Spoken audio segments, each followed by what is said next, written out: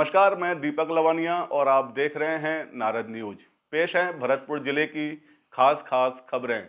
समीपवर्ती गांव नगला गोपाल में चल रही श्रीमद् भागवत कथा का श्रवण करने के लिए बड़ी संख्या में श्रद्धालु गण पहुंच रहे हैं।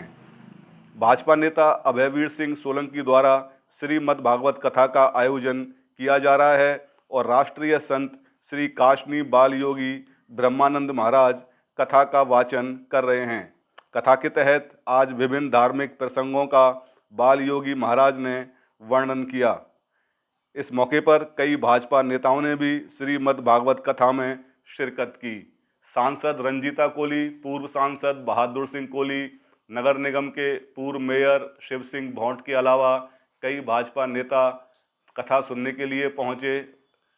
आयोजक अभयवीर सिंह सोलंकी ने बताया कि आगामी दिनों में कथा का श्रवण करने के लिए भाजपा के कई बड़े नेता भी आएंगे।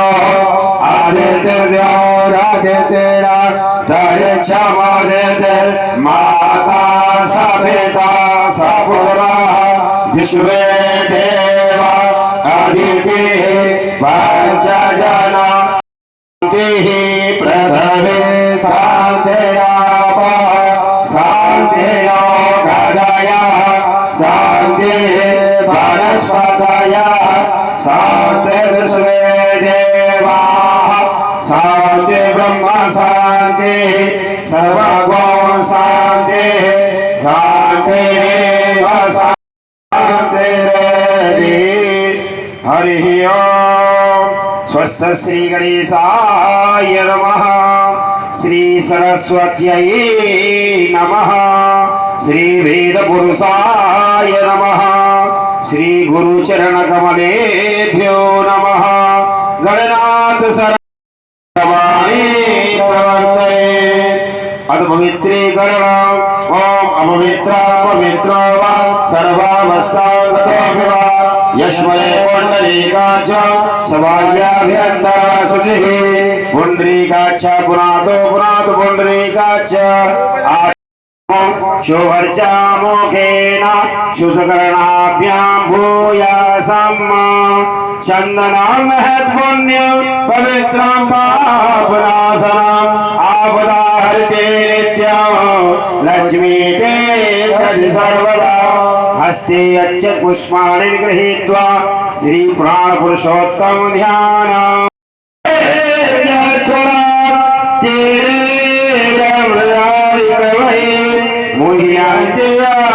सूरया तेजो वायुर्वृदां यदा विनमयो यत्र तिथर्व्यव्रतां दाम्ना स्वेन सदा निरस्तमो समर्पयामि। मुखे आत्मनीयं सर्वाङ्गे स्नानीयं जलं समर्पयामि। गन्धं ॐ गन्धर्वा अगरस्व इन्द्रस्व बृहस्पति त्वामोकरे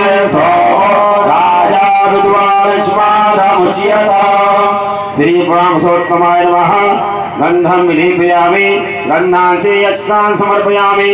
पुष्पाणि पुष्पमालाम् ओम ओखदेः प्रतिमोदव कुववतीः रशोवरीः अथवा इव द्रव्य दक्षिणायां समर्पयामि। प्रार्थना पूर्वकं नमस्करोमि। नारायणं नमस्कृत्य नरं चैव नरोत्तमं देवीं सरस्वती व्यासं ततो जयमुदीरये। अहो भाग्यं नन्दगोपव्रजरूपसा यन्मित्रं परम प्रभो मया हृतानि पुष्पाणि पूजां ते प्रतिगृह्यताम्। पुष्पाणि पुष्पमालां समर्पयामि। प्रार्थना पूर्वकं नमस्करोमि। ध्येयं सदा परिभवान् अभीष्टदो तीर्थात्पदं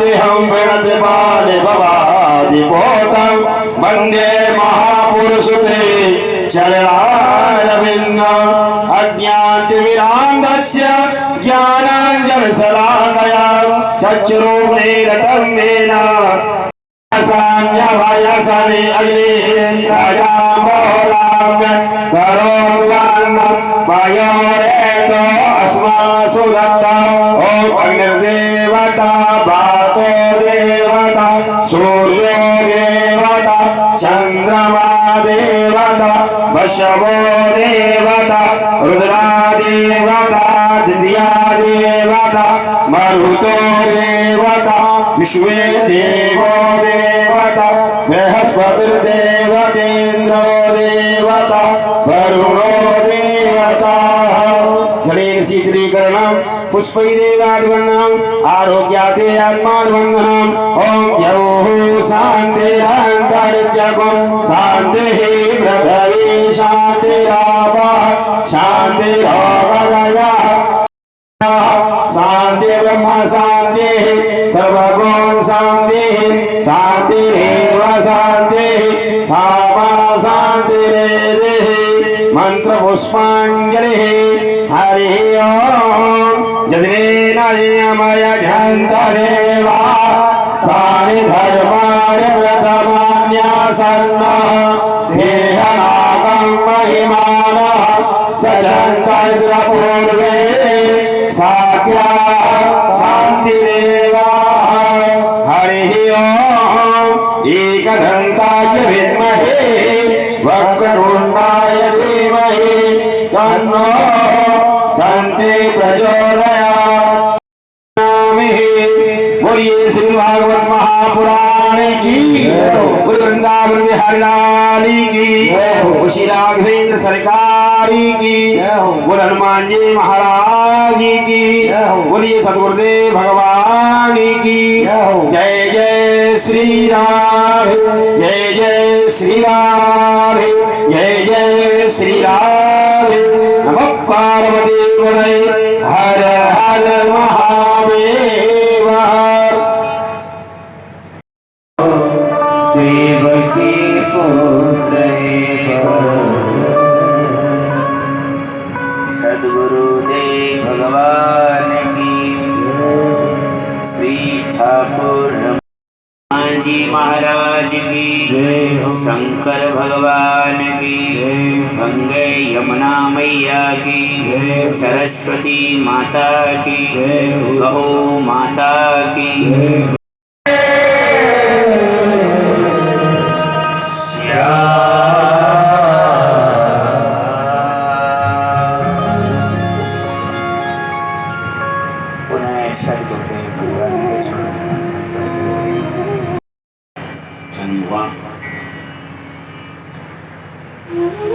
उनके यहाँ अंग नाम का राजा बड़ा धर्मात्मा हुआ, अंग के बहन हुआ वो बड़ा दुष्टात्मा हुआ।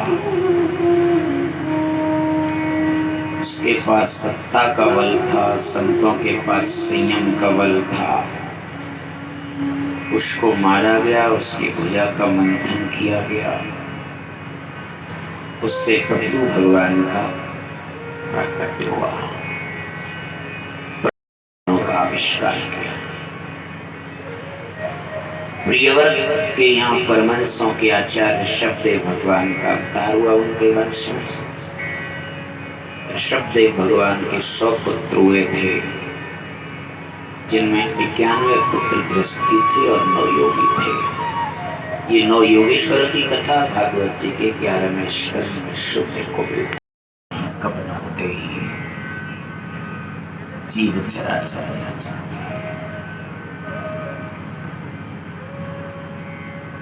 मानव शरीर बड़ा दुर्लभ है, शरीर माध्यम खल धर्म साधनम। हाँ, ये मानव शरीर मोक्ष का दरवाजा, ये मानव शरीर। उनके बड़े पुत्र का नाम भरत था, जो समय के अनुसार उनका नाम जड़ भरत पड़ा।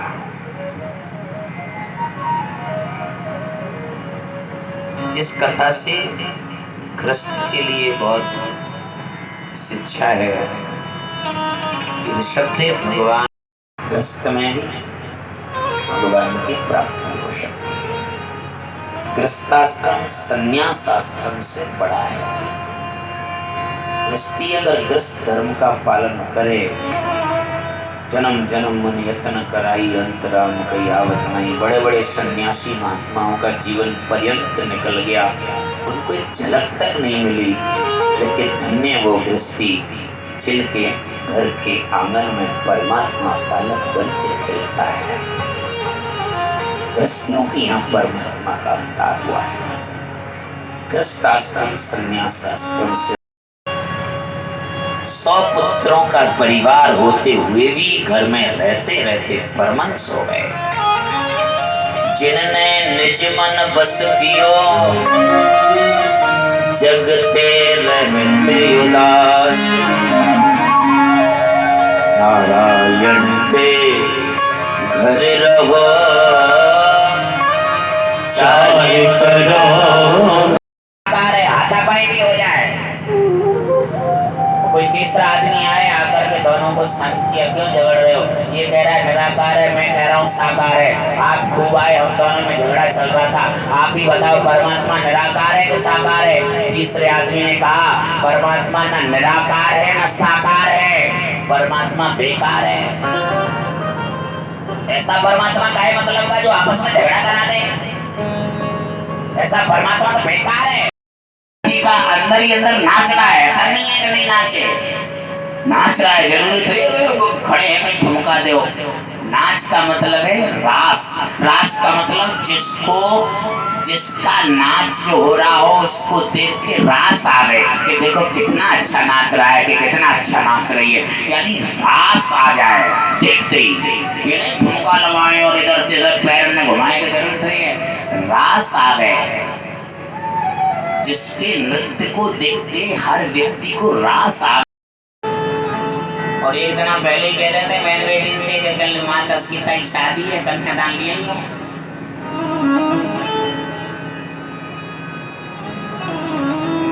क्या स्थिति है? अब स्थिति को कथा सुन लो, जाने कितनी शादी होती है पूरी साल दिन कथा में। कोई एक आध दिन खाली जा रहे हो तो तुलसी को जाओ कर ले, आज कछु न कछु तो आई जाओ चढ़ाए।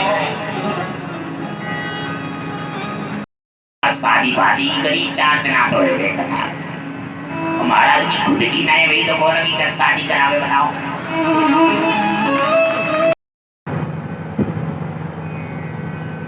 एक भी दिन खाली नहीं जाता।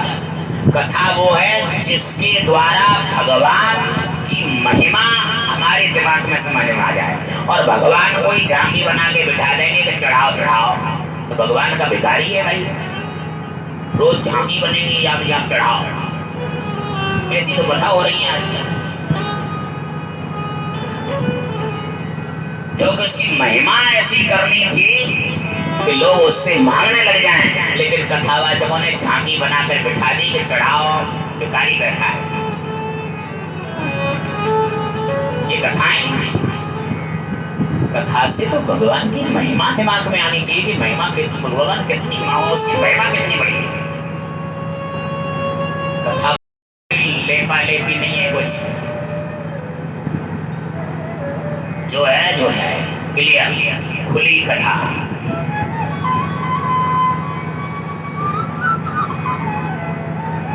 ये कथा बहकाने वाली नहीं है भाई साहब। संतों की कथा बहकाने वाली नहीं है, संतों की कथा महकाने वाली है, जीवन को महकाती है, वो कथा है। बहकाने वाली तो बहुत कथा सुन ली आपने, कि बहकाने वाली कथा नहीं, महकाने वाली कथा है। जीवन को महकावे उसका नाम कथा है।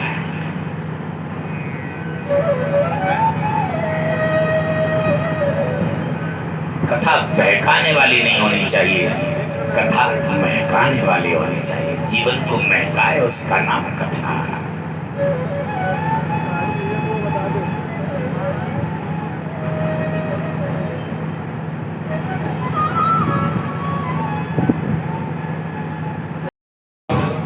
और एक स्वयं शंकर भगवान, दोनों ही कथा वक्ता है रामचरितमानस।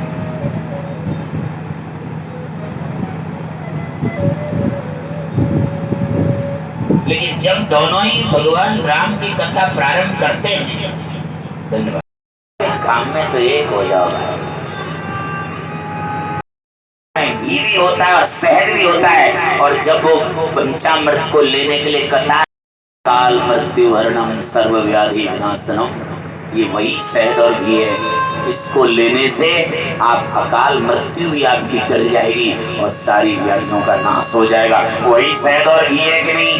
पर क्यों एक हो गए, क्यों मित्र बन गए? भगवान के काम में आ गए।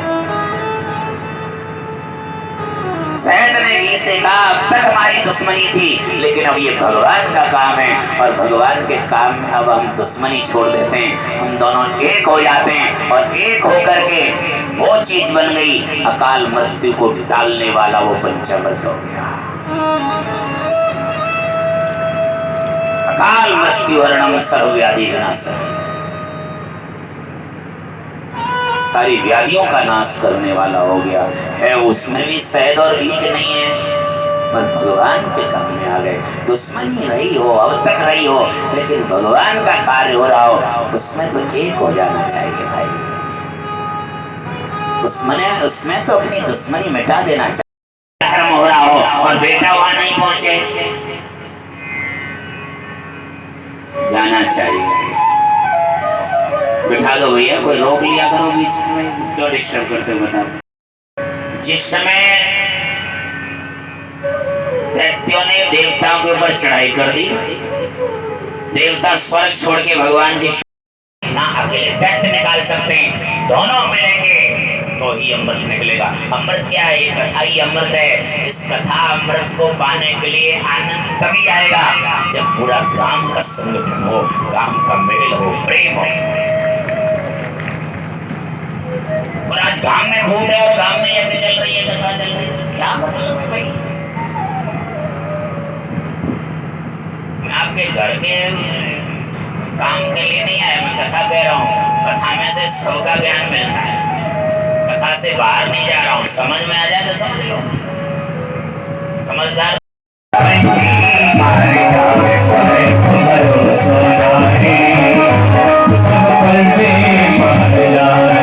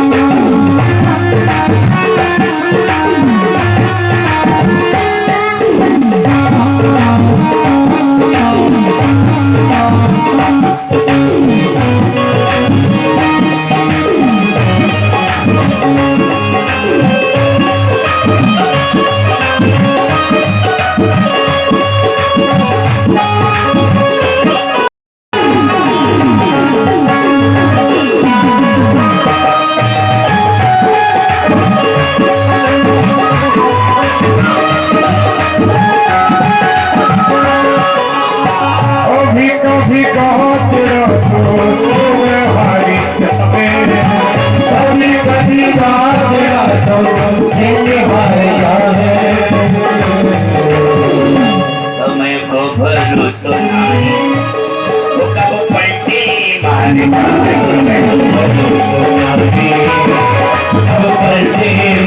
जाए। समय को भरोसा नहीं, कब पलटे मारे जाए। समय को भरोसा नहीं। नौकर चाकर रहते थे, आज उनके पोते सब्जी नहीं रहा है।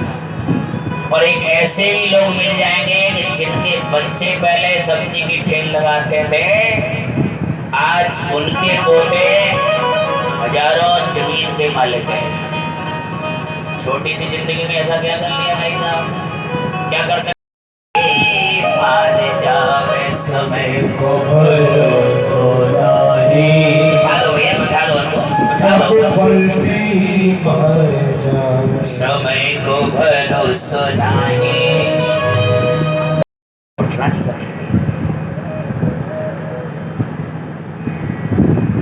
कभी 10-20 हजार लोगों का भोजन हो और वो हलवाई से कोई बिगड़ जाएगा रसोई में, सबसे बढ़िया कलाकार रसोई को फिर से बना दे। वो स्पेशलिस्ट कलाकार है। 10,000 आदमी भोजन को बैठे, रसोई बिगड़ रही है, बिगड़ी हुई को फिर संभाल ले, वो सबसे बढ़िया कलाकार माना गया है भाई साहब। और सबसे बढ़िया कलाकार है वो परमात्मा। कि बिगड़ी तो ऐसी बिगड़ी कि दर दर भीख मांग रहा है वही पांडव परिवार, और बनाई तो ऐसी बनाई, बिगड़ी को बनाने वाला वो सबसे बढ़िया हलवाई कलाकार है परमात्मा। कि फिर से उसकी ऐसी संभाली, वही सम्राट राजा बना हुआ है, जिससे वो मालिक प्रसन्न हो। मालिक की खुशी के काम कीजिए। कोई फैक्ट्री में वर्कर काम कर रहा है, सच्चाई और ईमानदारी से काम कर रहा है, 8 घंटे की ड्यूटी तो 8 घंटे दे रहा है, मालिक के प्रति और फैक्ट्री के प्रति वफादार है, और ऐसा वर्कर से फैक्ट्री का मालिक प्रसन्न हो जाए, क्या करेगा वो? बोलिए। अगर फैक्ट्री का मालिक उस वर्कर से प्रसन्न हो जाए, उसके काम को देख करके कि बड़ा ऑनेस्ट है, बड़ा ईमानदार है, उसकी सैलरी बढ़ा देगा और उसका प्रमोशन कर देगा। काम करो, हमसे मालिक खुश हो जाए। तरक्की अपने आप हमारे हाथ में भाई साहब, कहीं भागने की जरूरत नहीं है। मालिक खुश हो जाए वो काम कीजिए।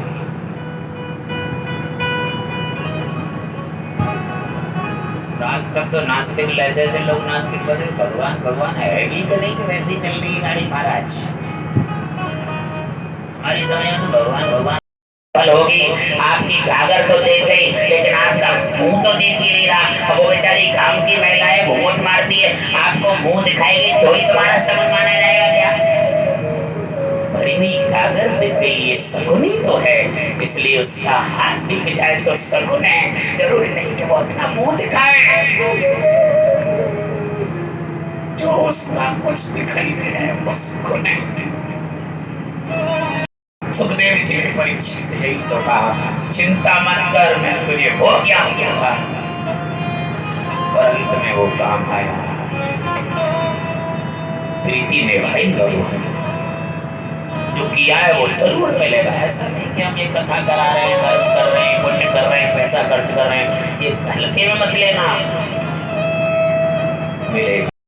ये नरक की नली से मुझे बाहर कर दे, मैं तेरा नाम लूंगा, तेरा भजन करूंगा। उस समय साक्षात्कार होता है, भगवान से मुलाकात होती है, भगवान उससे पार करते हैं, जन्म हो जाता है। कभी अनुभव करके देखना, माता बहनों का अनुभव है, वो इधर से इधर नहीं होता, उसकी दृष्टि उस परमात्मा से 10-15 दिन का बाद उसकी डोर उससे लगी, उससे हटना नहीं चाहता। लेकिन हम संसारी इतने स्वार्थी हैं कि अपने स्वार्थ के चक्कर में चारों तरफ से इस बच्चे को घेर लेते हैं। कोई हंस रहा है, कोई खिलखिली कर रहा है, कोई ताली बजा रहा है, कोई खिलौने बजा रहा है। आखिर उस बच्चे की डोर वहां से हटा लेते हैं और अपनी तरफ लगा लेते हैं। और उसके बाद फिर हम फोन करते हैं अपने रिश्तेदारियों पे कि आज तो लाला हमारी तरफ देख रहे हो, तो उसकी आंखों से निकल गई। उसने फिर ये संसार के तमाम फोटो खींच लिए, तमाम फोटो खींच लिए, संसार के लोगों के फोटो खींच लिए आंखों से, और वो फोटो उसके दिमाग से निकल गया। सुखदेव जी ने राजा परीक्षित को 7 दिन कथा सुनाई, बार बार हर अवतार की कथा कह के, ये तो नहीं था वो, ये नहीं था, ये तो नहीं था, ये नहीं था, ये तो नहीं था, ये नहीं था। 7वें दिन जाके कह रहा है ये है वो फोटो।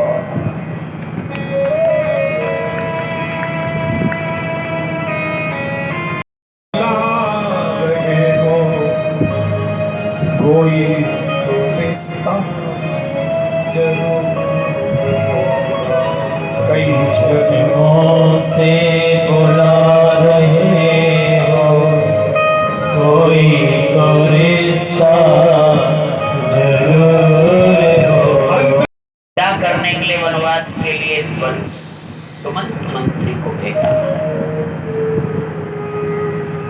से भगवान राम ने सुमंत मंत्री को वापस लौटाया। उस समय जब विदा कर रहे थे तो भगवान राम सुमंत मंत्री के चरणों में साष्टांग दंडवत प्रणाम करने लगे। लेट करके, साष्टांग मतलब डंडे की तरह लेट जाना। आज भी बहुत से डंडे की तरह लेट करके गुरुओं को प्रणाम करते हैं। तो डंडा चाहे आपको लात मार के फेंक दो, चाहे इसे तोड़ दो, चाहे इसे जला दो, डंडा चू करने वाला नहीं है। दंडवत का मतलब यही है। हम दंडवत तो कर रहे हैं लेट करके, लेकिन गुरु थोड़ा कुछ कह के देंगे, बस हो गया। फिर दंडवत का मतलब भाई चू न करे, गुरु कुछ भी कहे चू न करे, उसको कहते हैं दंडवत। डंडे की तरह लेट। मैं तो आपका नौकर हूं, आपका सेवक हूं, आप युवराज। भगवान राम ने कहा, मंत्री जी आज आपकी जगह पे मेरे पिताजी होते तो क्या करना चाहिए था? सुमंत मंत्री ने कहा, पिताजी होते तो इस प्रकार से लेट के प्रणाम करना चाहिए था, लेकिन मैं आपके नगर का नौकर हूं, आपका सेवक हूं, स्वामी हो आप युवराज हो। भगवान राम की आंखें नम हो गई और कहा, मंत्री जी पिताजी की अवस्था के जितने भी मुझे दिखाई देते हैं मैं उनको पिता तुल्य ही मानता हूं। और कहा, राम अगर बुजुर्गों के प्रति, वयोवृद्धों के प्रति तुम्हारी आस्था श्रद्धा रही तो मेरी अंतरात्मा कहती है कि तुम्हारा खोया हुआ राज्य फिर से वापस मिलेगा, क्योंकि बड़ों के आशीर्वाद से आयु विद्या यशो बलम, ये 4 चीजों की वृद्धि होती है। बुजुर्गों से आशीर्वाद लेते रहो, बड़ों के आशीर्वाद लेते रहो। भगवान राम ने वयोवृद्ध का सम्मान किया तो खोया हुआ राज्य फिर से मिल गया, और रावण ने अपने वयोवृद्ध माल्यावंत नाना का अपमान कर दिया तो उसका पाया हुआ राज्य चला गया। बड़ों का आदर करो, बुजुर्गों का आदर करो, सम्मान करो।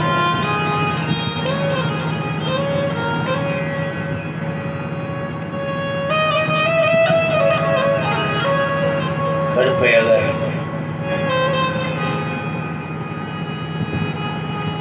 घर के द्वार पर अगर पुराना वृक्ष है,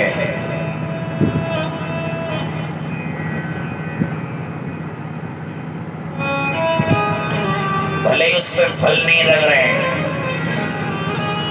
पुराना वृक्ष है भले ही फल नहीं लग रहे हैं, लेकिन कम से कम आपकी संतान को बैठने के लिए